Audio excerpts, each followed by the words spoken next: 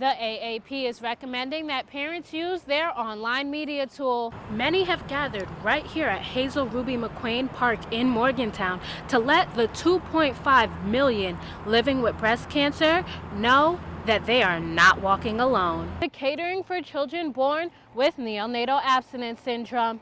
You can see here how West Virginia tops the chart for incident rates. The dark gray area represents 30 per 1,000 births.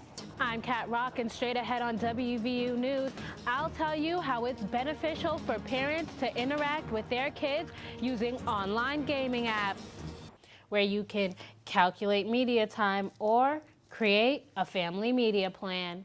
I'm Kat Rock, and straight ahead on WVU News, find out how this sign behind me is raising awareness.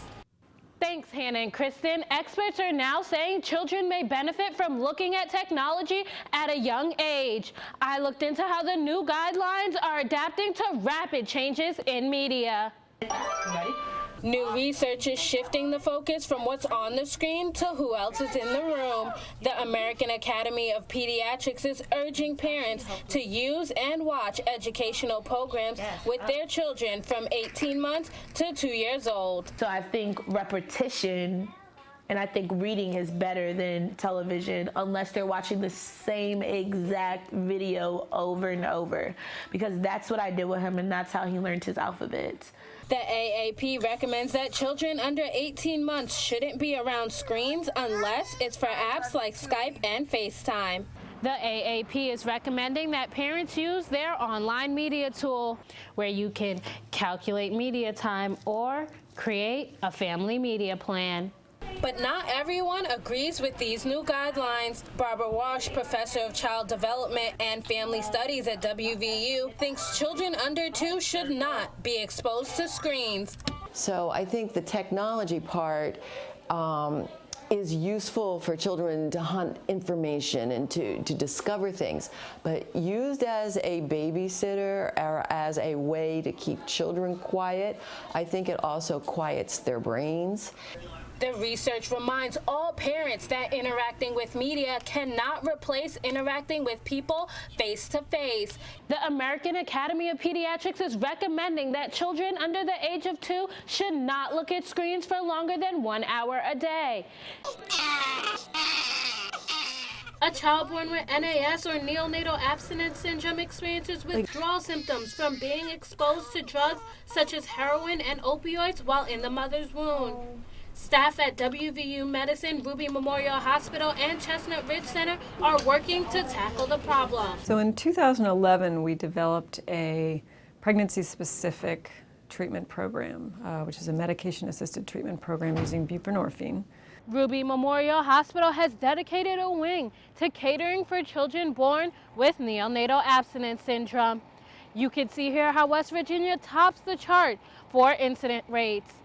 The dark gray area represents 30 per 1,000 births. Courtney Sweet, a neonatal clinical pharmacist, explains the treatment for NAS patients. So about 70% of our babies can be treated just by controlling the environment, to making the lighting low and decreasing stimulation.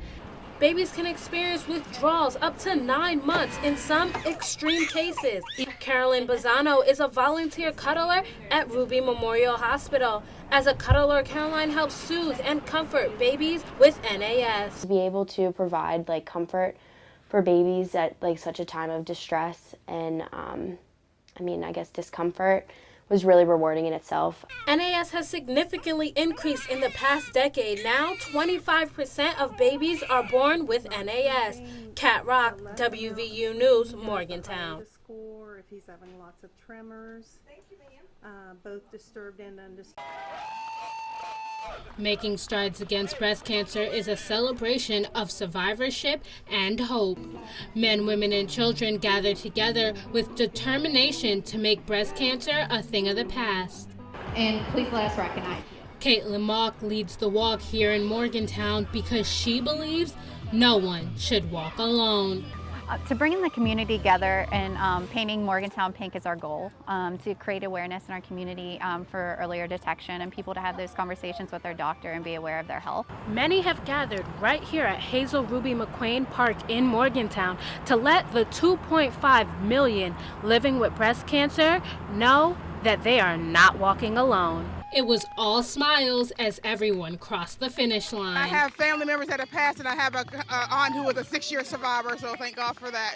It feels awesome. I've been cancer-free for 20 Well, I've had my first diagnosis was 26 years ago. The number of women affected by breast cancer is staggering, but WVU is encouraging Mountaineer fans to text WVU Cares to 41444 and make their donations to breast cancer research at the Cancer Institute. Kat Rock, WVU News, Morgantown.